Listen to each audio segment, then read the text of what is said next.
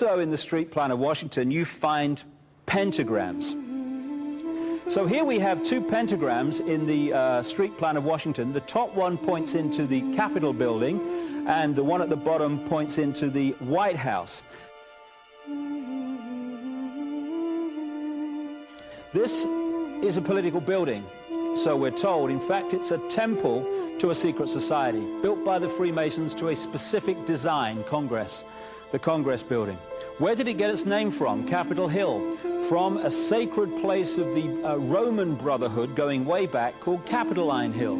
And when Madeleine Albright, high priestess of this brotherhood, became Secretary of State, and she went across on her first overseas visit to Europe, she actually went to Rome and made an official visit, what for her would have been a pilgrimage to Capitoline Hill in Rome, and that's where we get Capitol Hill from. This is George Washington.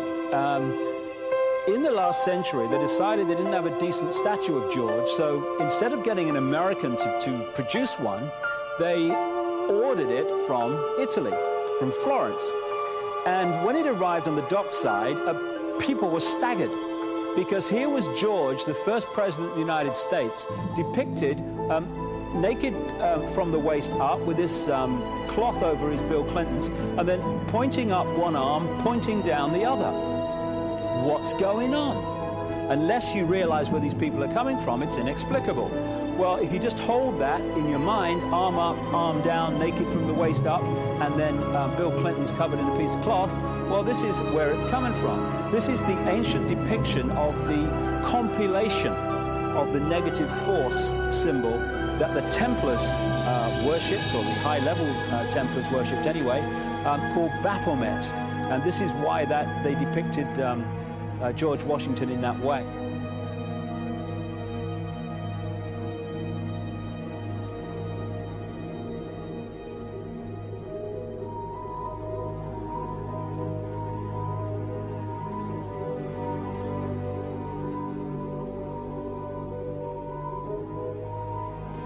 What has come to light is that it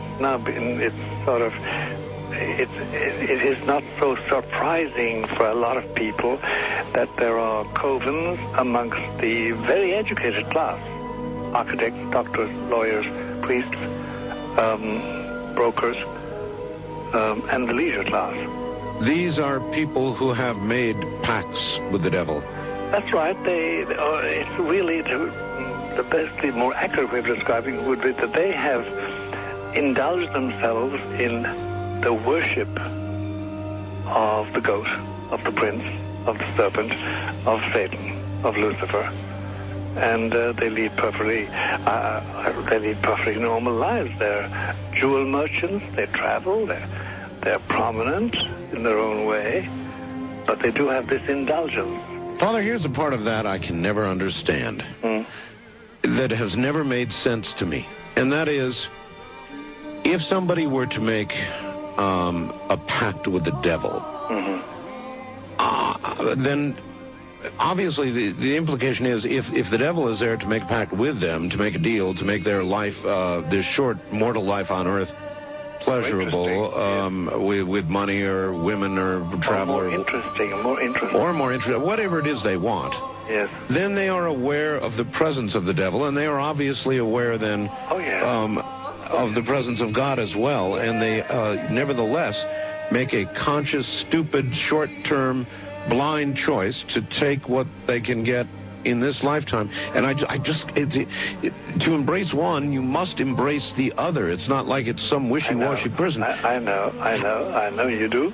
It is a very not easy to understand, except when you talk with them, when they let their hair down and peel grapes, as we say, and when they're on their way to being cured of what or healed is the proper word. You find that there's an exhilaration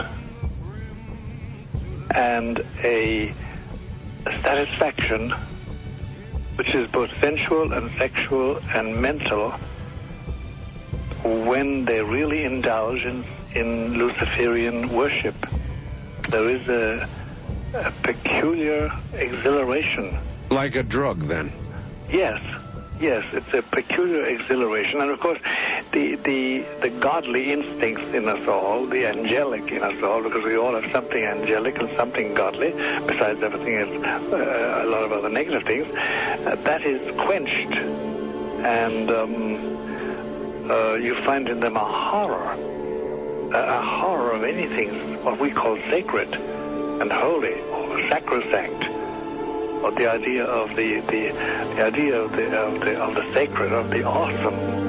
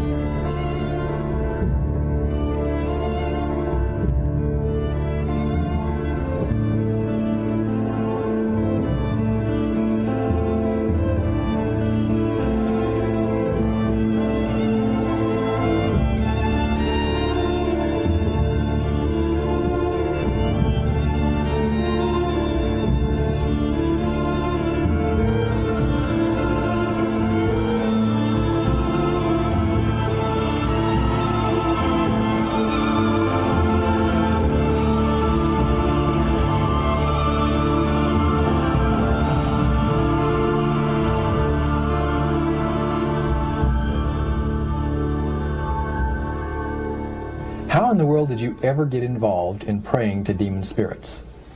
A fellow that had been on a particular ship with me, he told me, "Hey, I got something fantastic to tell you." He said, "I am affiliated with people that speak with the spirits of the dead. How would you like to talk to the spirit of your dead mother?" And I was shocked. I was shocked. He said, "You wouldn't be afraid of talking to the spirit of your dead mother, would you?"